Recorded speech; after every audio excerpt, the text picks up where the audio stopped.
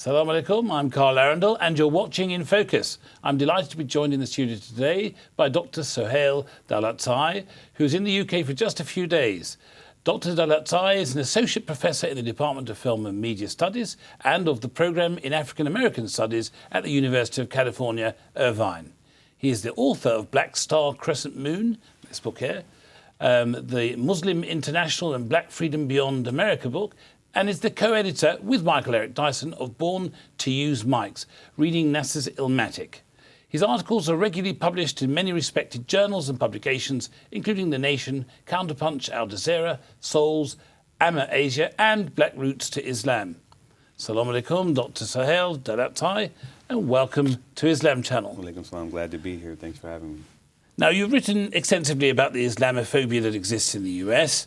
In a talk entitled Welcome to the Terrordrome, Muslims, Malcolm X and Post-9/11 America, which you gave a few weeks ago, you spoke in the States of a poll which showed that 61% of the US population perceived President Obama to be a Muslim, or at least thought he might be a Muslim. You mentioned this in the context of a latent fear of blackness and Islam brought together.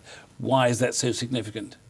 Well, yeah, I mean, I think that that poll came out in 2010, two years after he was already elected and, essentially vetted by the kind of, American democratic process. But it was a fear that carried over, if you will, during the campaign, where there was a tremendous amount of hysteria over whether or not Obama was or might be a Muslim. And people were very vocal about those fears. And if you remember from the United States, there was a July 2008 issue of The New Yorker, which is, I guess, the equivalent here of The New Statesman. And on the cover, it was a kind of a cartoon rendering, if you will, of Obama and Michelle in the White House, with Michelle kind of having this kind of iconic Angela Davis kind of blowout afro with a machine gun strapped to her chest, wearing combat boots.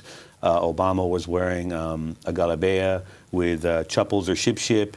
He was wearing a turban. Above the mantelpiece in the background was a photo of Osama bin Laden, and in the fireplace beneath it was the American flag burning. And him and Michelle were kind of doing this kind of fist bump to each other, as if to say, "Wink, wink. We got over on the American public. This is who we really are." So that poll was significant to me because not only did the fear of Obama potentially being a Muslim before the election, not only was that significant, but especially after the election when he had already been vetted, that the fear persisted, if you will, the anxiety persisted. And to me, this suggested something deep about, on the one hand, not only the post-9/11 climate in the United States, in terms of how kind of the figure of the Muslim has come to kind of haunt, if you will, the broader West and the United States specifically, but it was also another way of a coded attack on Obama himself.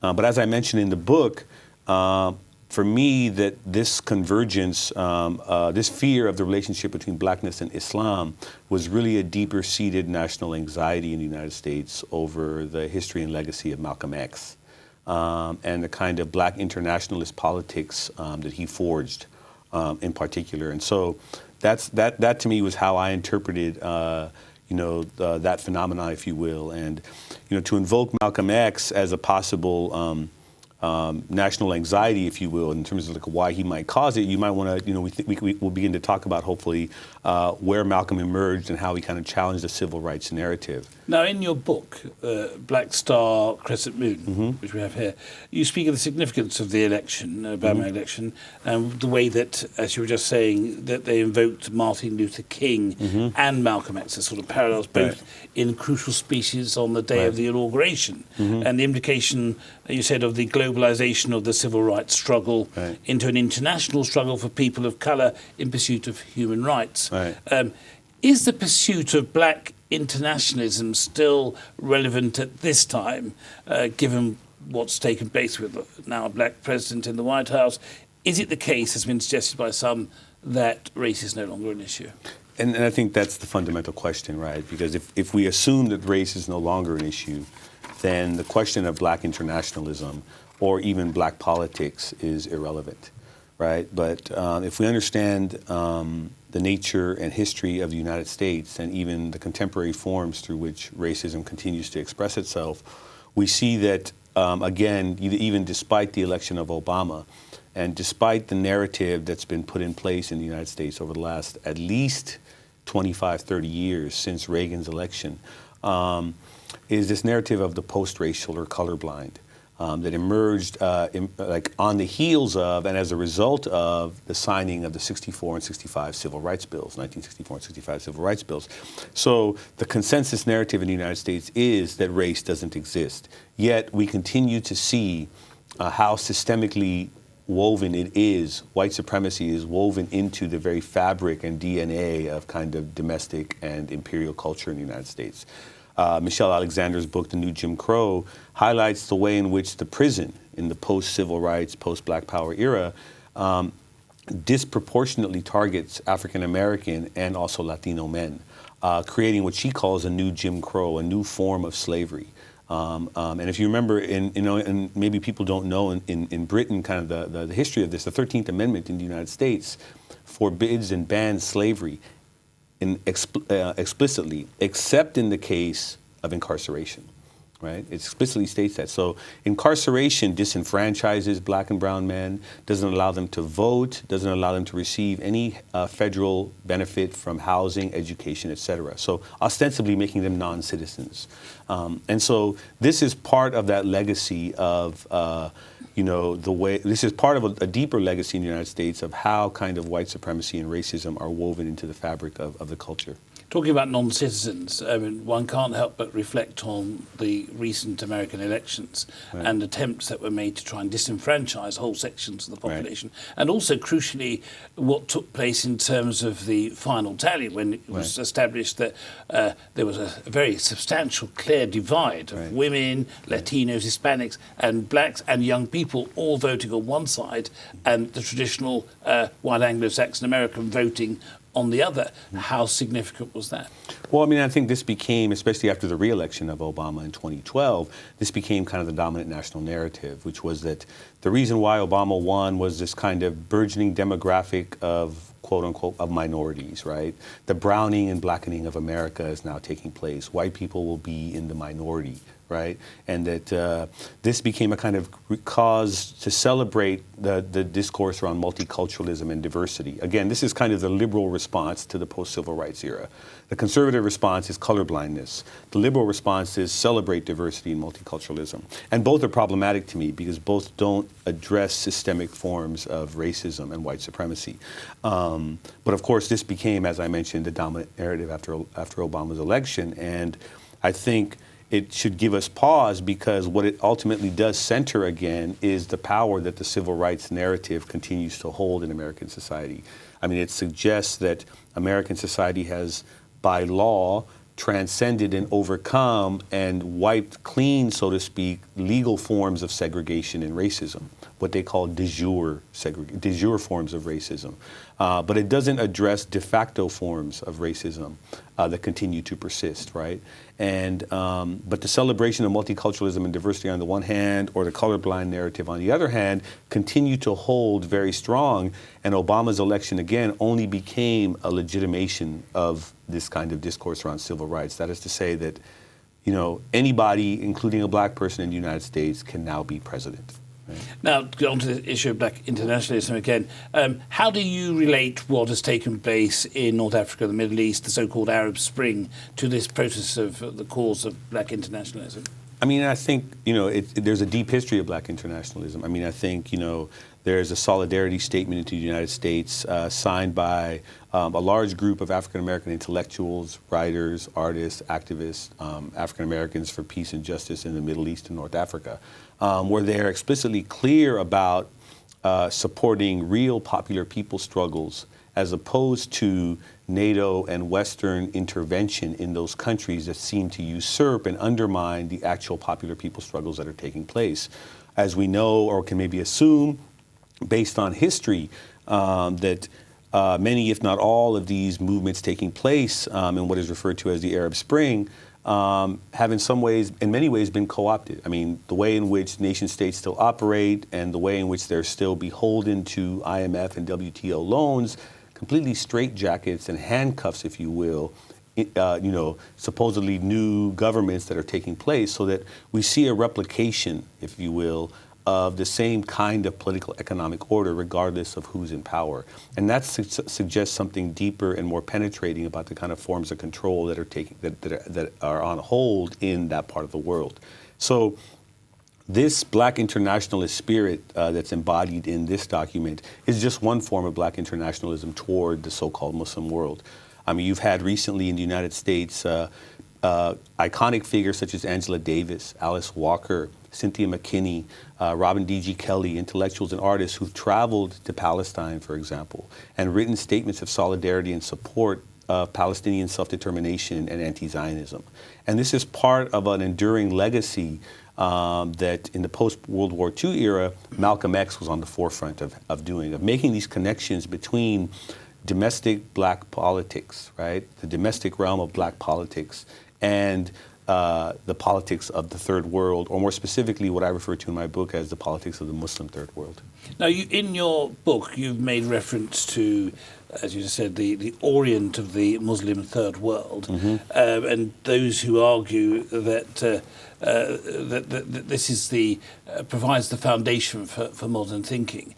You've suggested that they have become victims of a European racial discourse. Are you saying that the pursuit of Black Orientalism is by default accepting the principles of a sort of flawed imperialist rhetoric, including, I think you've hinted, the justification for the war on terror? Right. Well, I mean, I think Black Orientalism as a discourse is a very complex one, and I'm not sure that I'd be able to do it justice in the time that we have, but I will say that, like, there are several strands to it. One, of course, is this idea that the presence of Islam within Black communities in the United States is just as problematic and disconcerting historically when we take a kind of broader, longer view of history as Christianity. That it is just as antithetical to the idea of an Africanness, if you will, and there's a way in which a certain kind of idea of Africanness gets homogenized and put in kind of monolithic terms, but that Islam itself was part of an invading force into the continent of Africa. And so for some, Black Islam is also just as complicit with a particular kind of oppressive order on Black bodies historically. For others, and another way to read Black Orientalism, and many people have critiqued this position, including Black Islamic scholars and others who have talked about the way in which it kind of seeks to create a monolithic and transcendental idea of Blackness and even race, right? But for others, this Black Orientalism comes in other forms. That is to say that and this is what I would argue is, in many ways, captured the imagination of the mainstream Black political culture in the United States, which is that they've bought into the idea that Muslims are somehow an other, that they are to be feared, that they are, in fact, quote-unquote, terrorists, that they're savage and irrational. They're not only pre-modern, they're anti-modern, right? And as a result of buying into this kind of thinking, they've, in many ways, if not tacitly, implicitly, but also explicitly supported U.S. imperial intervention abroad in the so-called Muslim world, and also the domestic repression and silencing of Muslims domestically. So I think it has a couple of different iterations. Now, you've written about the battle of resistance to what you call the New World slavery as having framed the relationship between blackness and Islam. I'm reminded of Malcolm X's voyage of discovery to Africa in 1964, which led him to change the foundations of his ideological position and to pronounce, and I'm going to quote him, "It is correct," he said, "to classify the revolt of the African as simply a racial conflict of black against white." Is incorrect, to say that, or as a purely an American problem. Rather, he said, we are today seeing a global rebellion of the oppressed against the oppressor, the exploited against the exploiter. Was he right? Yes, he was. And I think what's important to understand is that, and this is part of what I talk about in the book, is, for some, particularly for some, including Muslims, there's a sense that pre-Mecca Malcolm and post-Mecca Malcolm were radically different. That somehow post-Mecca Malcolm was somehow a universalist. He was kind of, he dropped the kind of baggage of race, so to speak.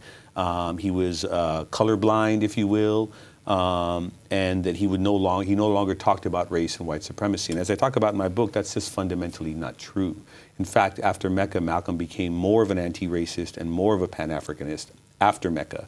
And so the quote that you're referring to speaks to the kind of the way in which Malcolm began to understand more deeply white supremacy as a global phenomenon. That's not to say that while he was in the Nation of Islam, he wasn't aware of it. The Nation of Islam had a kind of metaphoric, allegorical way of talking about race in terms of whiteness as devil, black man as God.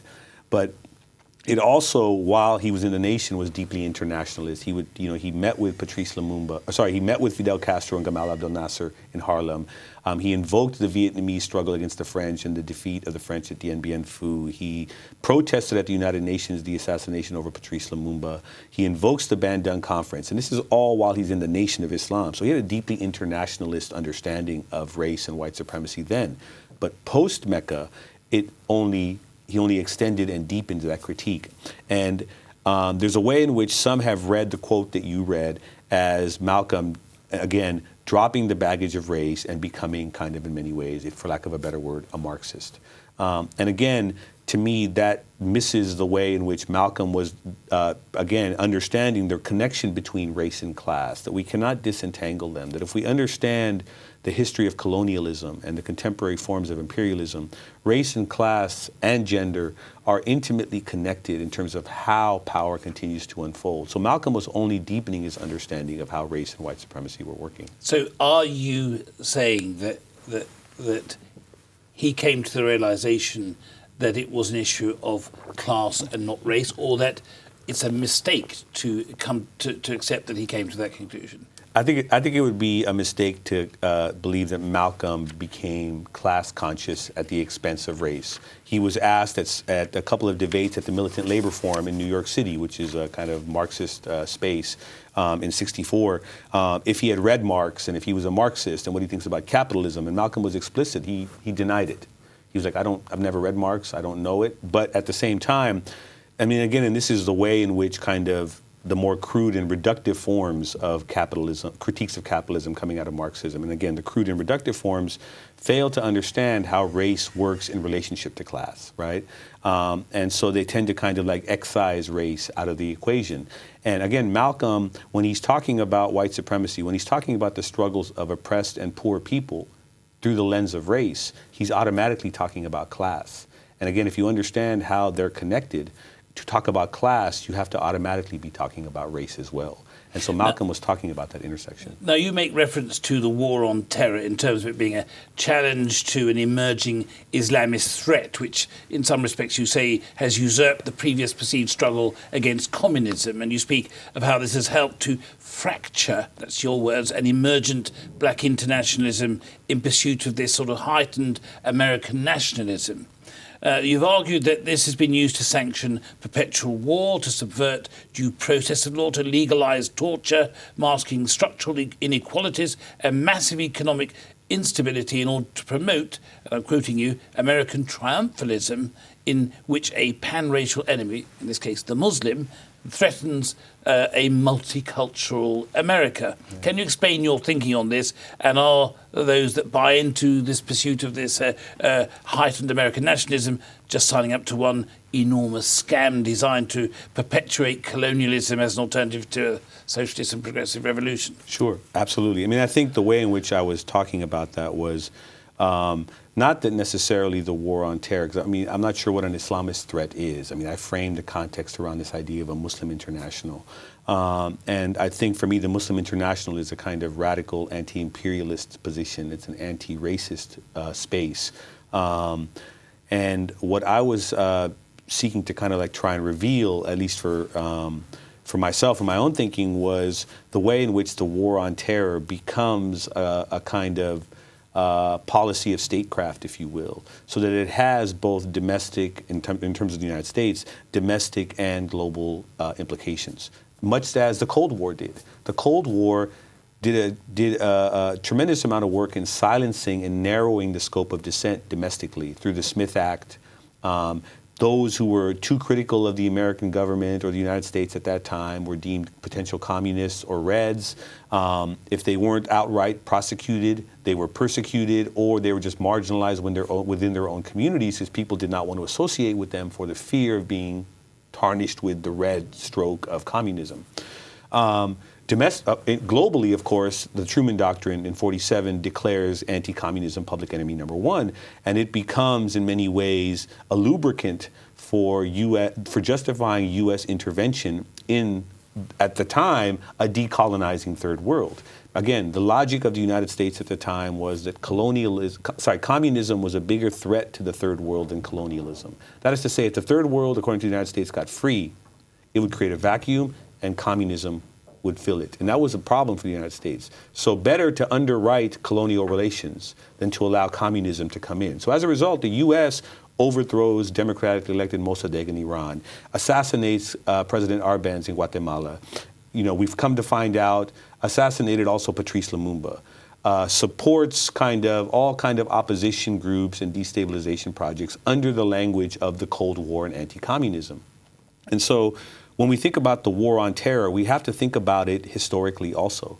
And I think similarly, the war on terror is doing similar work domestically in the United States. To be labeled a terrorist, to be accused of being called a terrorist, it has narrowed the scope of dissent domestically in the United States. As economic inequality deepens, as social anxieties increase, and it's also, again, provided a platform for the United States to, in its own words, wage perpetual war, preemptive war, through all manner and means. So I think it's important for us to understand these connections historically, because to me, what's more problematic about the rhetoric around terrorism, quote unquote, is the way in which it targets particular individuals, communities, and even nations, and marks them as deportable, torturable, invadable, dronable, killable, right?